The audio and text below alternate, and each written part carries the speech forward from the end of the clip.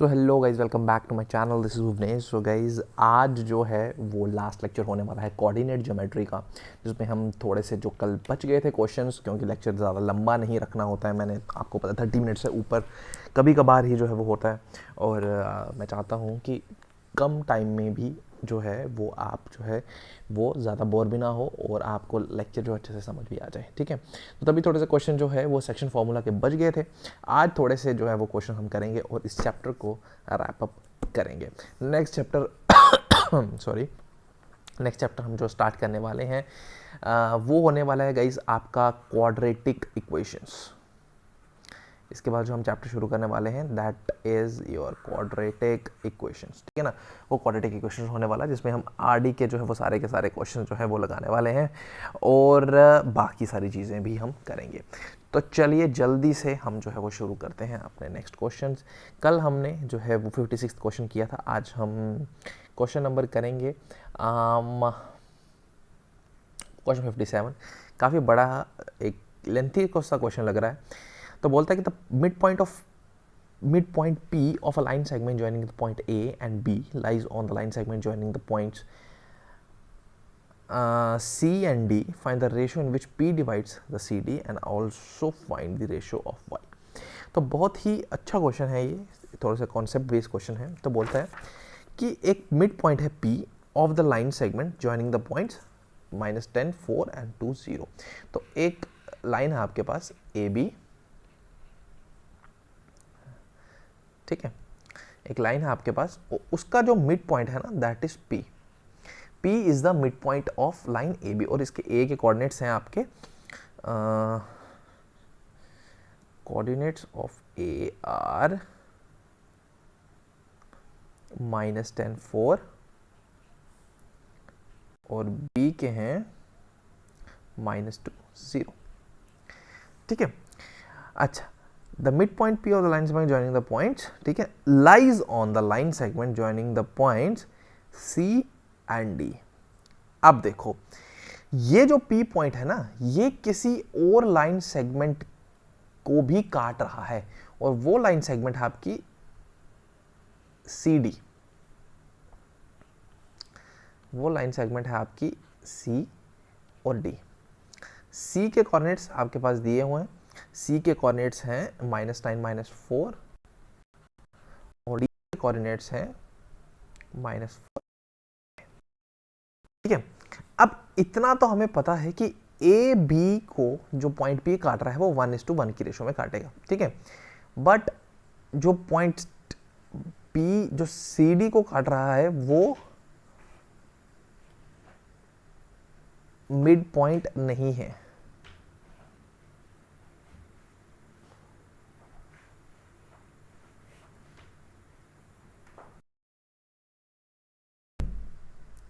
Okay, वो mid point नहीं है। तो हमें सी डी को जो पॉइंट P काट रहा है उसकी रेशो लगानी है। तो ये मैं M मान लूंगा और ये मैं N मान लूंगा। ठीक है, बिकॉज देखो AB को जो पॉइंट P काट रहा है वो तो बीच से काट रहा है, क्योंकि डिवाइड इनटू 2 पार्ट्स, क्योंकि मिड पॉइंट है। ठीक है, बट CD को जो है वो पॉइंट P काट रहा है, वो हमें उसकी रेशो नहीं पता, बिकॉज उन्होंने क्वेश्चन में साफ बोला है कि lies on the line segment. उन्होंने बोला है कि जो पॉइंट P है वो लाई करता है लाइन सेगमेंट CD पे। कहां पे लाई करता है कोई पता नहीं, हमें P के कोऑर्डिनेट्स भी नहीं पता with respect to line segment CD, with respect to line segment AB भी नहीं पता, but with respect to line segment CD भी नहीं पता। तो अभी हमने जो है वो चीजें जो फाइंड करनी है वो क्या करनी है, वो हमने फाइंड करनी है कि हाँ, find the ratio in which P divides the line CD। ठीक है ना, P जो है वो CD लाइन में जो डिवाइड करता है उसकी रेशो फाइंड करनी है, और साथ ही साथ जो है वो हमें क्या फाइंड करना है, find the value of y। तो देखो सबसे पहले हम क्या करेंगे, सबसे पहले हमारा जो प्रोसीजर होगा वो क्या करेगा कि P के कोऑर्डिनेट्स फाइंड करें। अब देखो P पॉइंट तो नहीं हिलेगा ना, वो वहीं का वहीं है, तो चाहे वो AB के रिस्पेक्ट में निकालें चाहे वो CD के रिस्पेक्ट में निकालें, P पॉइंट के कोऑर्डिनेट्स वही रहेंगे। तो हमें AB के कोऑर्डिनेट A और B के कोऑर्डिनेट्स भी पता है, A और B का N और M भी पता है, तो हम जो है वो AB का इस्तेमाल करके जो है वो P के कोऑर्डिनेट्स निकाल लेंगे। ठीक है ना, तो फॉर लाइन सेगमेंट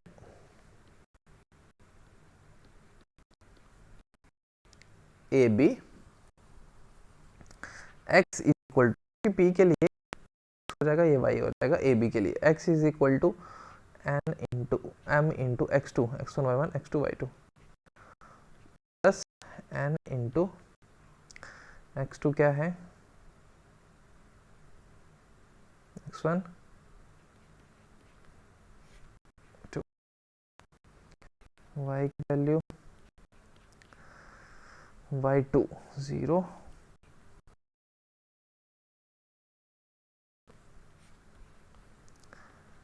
-2 -10 -2 और -10 कितने हो जाएंगे -12 upon 2 -6 is equal to 0 + 4 upon 2 2।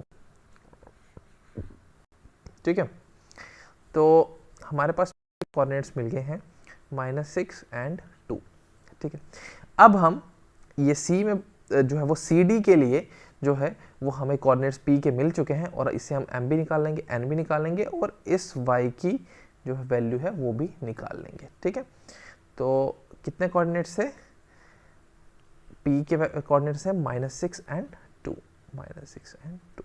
ठीक है, for line segment C D x is equal to m into x2 क्या होगा, अब देखो ध्यान से यहाँ पे x1 y1 x2 y2, x2 होगा आपका -4 एंड इंटू x1 होगा आपका -9 m plus n।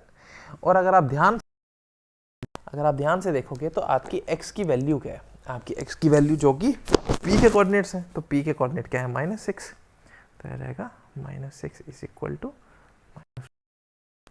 -9n upon m plus. ठीक है, यहाँ पे हम -6n is equal to -4m -9n। ठीक है, mm वाले एक side -6m plus 4m plus 6n -2m is equal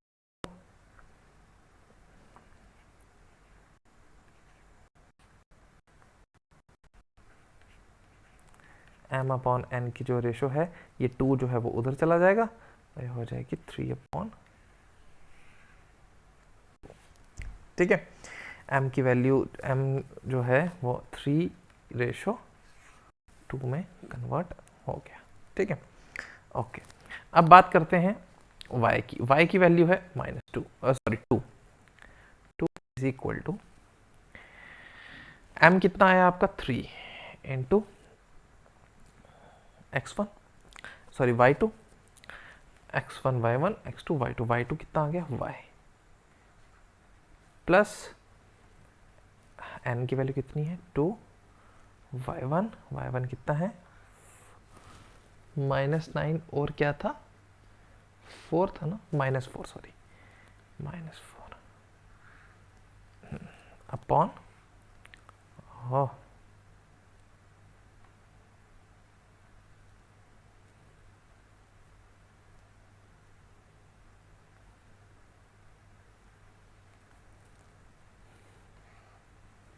ठीक है -4 अपॉन m प्लस n 3 + 2 5, ये 5 और 2 हो जाएगा 10 is equal to 3y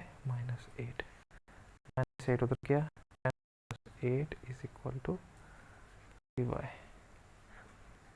18 is equal to 3y y is equal to 18/3।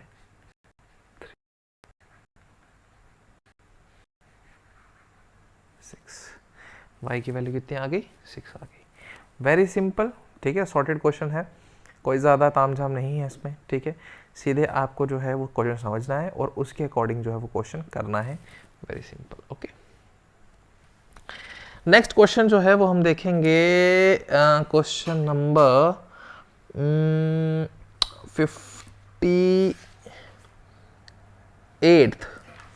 पहले 56 का आंसर देख लेते हैं, 57 का आंसर देख लेते हैं। 57 का आंसर बिल्कुल सही है, 3:2 y = 6।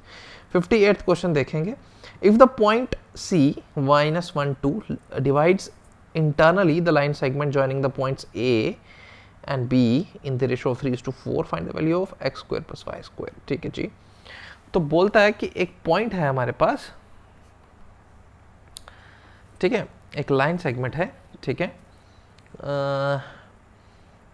उसका पॉइंट C है और लाइन सेगमेंट A और B जो है उसको डिवाइड कर रहा है, ठीक है ना। तो लाइन सेगमेंट ये आ गया A, ये आ गया B। Coordinates of A are 2, coordinates of B are x, y, और बीच में है आपका C कहीं पे, ठीक है ना। उसके कोऑर्डिनेट्स आपको दिए हैं -1, 2, ठीक है। तो ये सिनेरियो है और आपको बोला गया था find the value of x square plus y square. तो x स्क्वायर और y स्क्वायर को इसकी पूरे की होल की वैल्यू निकालने के लिए आपको x की वैल्यू पता होनी चाहिए और y की वैल्यू पता होनी चाहिए। उसके लिए आपको x y की वैल्यू निकालनी पड़ेगी। अब देखो रेशो भी हमें पता शायद से, हाँ 3:4, तो मतलब कि m की वैल्यू और n की वैल्यू पता है। तो है बड़ा सिंपल क्वेश्चन, बस लास्ट में थोड़ा सा उन्होंने ऐसे x square plus y question को अलग करने के लिए, ठीक है ना। तो x = अब ये x की वैल्यू -1 है, y की वैल्यू 2 है, ठीक है। m 3 × x2 है x प्लस n 4 × x1 है 2 अपॉन 3 + 4 हो गया। y = m × y2 है y plus n × y1, x1 y1 है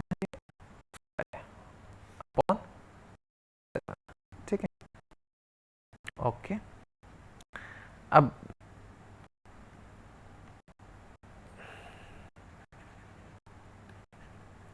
यहाँ पे x की वैल्यू क्या है, -1 = 3x प्लस 8 अपॉन y की वैल्यू है 2 = 3y plus 20 upon 7। 7 -1 × -7 = 3x plus 8 -7 - 8 = 3x -15 = 3x, x = -15 upon 3, that is -5। तो x = -5 आंसर। और यहाँ पे देखेंगे तो 7 2 14 हो जाएगा, 3y plus 20, 14 - 20 = 3y, -6 = 3y, y = -6 upon 3, that is -2, y = -2। -5i है x की वैल्यू और y की वैल्यू -2, -5 का स्क्वायर प्लस -2 का square 25 4 which is equal to 29, that is your answer, ठीक है। तो आंसर देखेंगे पीछे तो that is very correct, okay. तो 29 इज द आंसर, ठीक है। सो बहुत ही आराम से हमने जो है वो आज अपना कोऑर्डिनेट ज्योमेट्री को जो है वो ख़त्म किया बच्चों। काफ़ी इंपॉर्टेंट चैप्टर था टर्म 1 के लिए और बहुत बढ़िया तरीके से जो है वो आपको मैंने बताया कि कैसे जो है वो इसके सारे आरडी के अनसॉल्व्ड क्वेश्चन जो मुश्किल थे सारे हमने करवाए, ठीक है। अगर फिर भी कोई आपको डाउट आता है या कोई आपको मुश्किल आती है, अगर आपको लगता है कि ये वाला क्वेश्चन करवाना चाहिए, कोई डाउट आ जाता है अनसॉल्व्ड एक्सरसाइज में से, तो you can ask me in the comment box. तब तक के लिए बच्चों, this is Bhuvnesh signing off, bye, thank you so much, have a nice day.